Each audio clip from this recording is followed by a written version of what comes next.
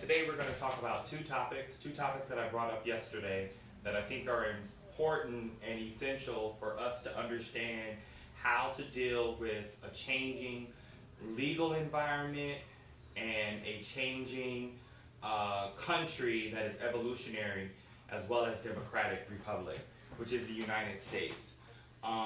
There are two topics that are widely used in this country: terrorism and extremism. They're similar in a few ways. They are the radical extreme of employing an idea to a nation or world.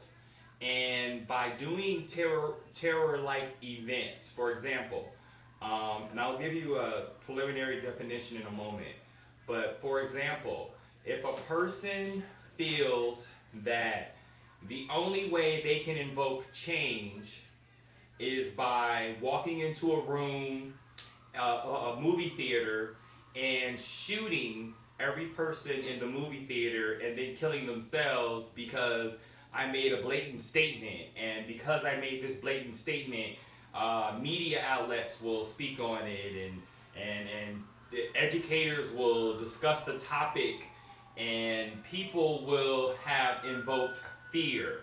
Extremism is the exact same thing, but extremism deals with the more generalized moral understanding of this country that my moral beliefs supersede your moral beliefs, and because my moral beliefs supersede your moral beliefs, my beliefs are right, your beliefs are wrong.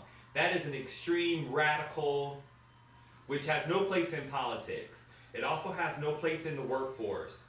And the reason that it has no place in the workforce and in politics is because this country constitutionally stands by everyone's freedom of right to religion, creed, sexual identity, orientation, lifestyle choices. You can't approach a person on the street from a healthcare perspective who is a smoker and say, "You're a smoker, you're a bad person, you don't need to smoke." You can't say that. It's not your right. What you have done is you have violated the civil rights of another citizen because you have done that. You've gone to this citizen and you've said, "Look, my moral beliefs tell me that I shouldn't smoke. Because I can't smoke, you can't smoke, and you shouldn't smoke." We don't understand there are millions of Americans in this country. The United States is one of the largest nations in the world, United Nations in the world. And because it is one of the largest United Nations in the world, there is consistent conflict that is found between different demographics in this country. And when we learn to be tolerant, okay, tolerance is I can accept living next to a gay couple no different than I can accept living next door to a white couple. All right, a black family should be able to live next to a white family, and they should not have conflicts because there are small similarities and larger differences. But what we find is when we are poorly informed or educated, people have stigmas associated with people with their moral understanding. And when people have fundamental moral standings that they use their powers, because this is where extremity starts to evolve into where a person uses their powers to enforce their personal moral beliefs. No politician can enforce his personal beliefs on a nation. No politician. No citizen can enforce their personal beliefs on a congressman, a president, anyone. And by instilling their own personal beliefs, they are at an advantage over others. Most people find that, for example, homeless people who ask for change, a dollar, quarter, a meal, whatever. homeless people who ask for change are looked at as terrorists.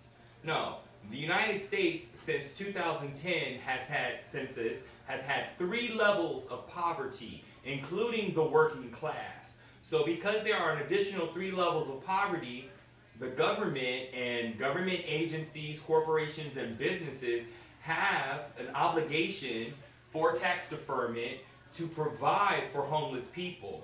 And these people may not be properly provided for, because the idea of providing for a homeless person is a very new sourced idea about dealing with people who are homeless. A person can be homeless, need food. A person can be addicted to drugs and need drugs and money for drugs. A person can be in a homeless facility and be mistreated by the people who are managing the facility. These things are all possible. And because there are millions of homeless people and millions of people who are in poverty, these people have to look for residual methods and means to support themselves and their families. That does not make them extreme. That does not make them radical. What it does make them is disadvantaged, and what it does empower a person is the ability to help. You can help by giving your opinion, because if I give my opinion to someone and then in turn I give them my dollar, that is my way of saying, this is what I feel is an issue for me. I have no problem supporting you and helping you to buy a meal, but I would like for you to consider thinking this way. That's not a extreme or radical idea. That is a person who is simply supporting another person who has asked for support.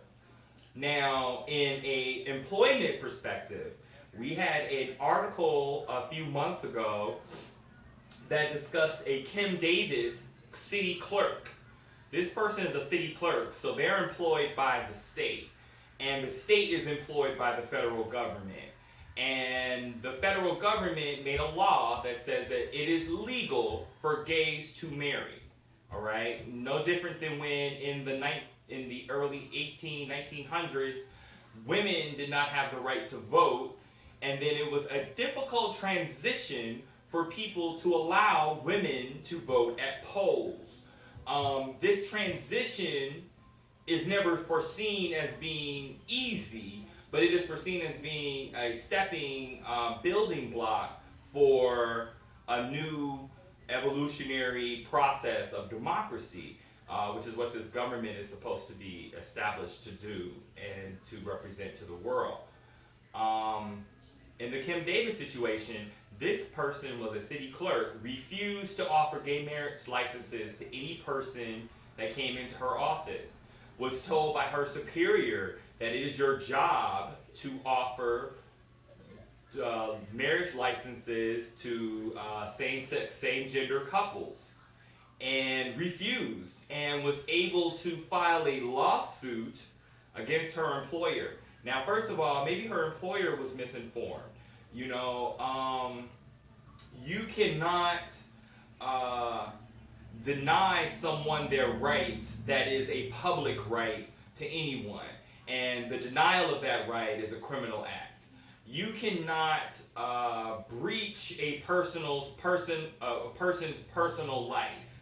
Okay? So even a federal agent or a police officer cannot infringe, a public-private investigator cannot infringe on your personal life. They can observe, develop assumptions, try to have collateral evidence to support their assumptions, but if they don't have collateral evidence to support their assumptions, then their investigation is one-sided. And when it is presented to a court or to civil judgment or civil action, it will be foreseen as not being sufficient enough to prosecute. And so that's why we have extremist ideologies like city employees who want to refuse service to Muslim people. This is the same discriminatory act as denying someone who is in the same gender relationship. And it exactly equates to a time when African Americans in this country were transitioning from slavery to freedom, and it created a divide in this country because people refused to respect a person that was different from themselves, because we were trained to think that at this time when slavery was enacted, we were trained to think that blacks were less than equal to whites. And because women as well were less than equal to men, women didn't have the right to vote. They transitioned into an era where women were granted the right to vote. There was also a time when blacks were not right to vote, had no right to vote. And because blacks at one point in time had no right to vote, blacks had to transition into an era where they were looked at as not sub-equal to whites, but equal to whites. And hopefully in 2015, we would assume that when we have the same exact different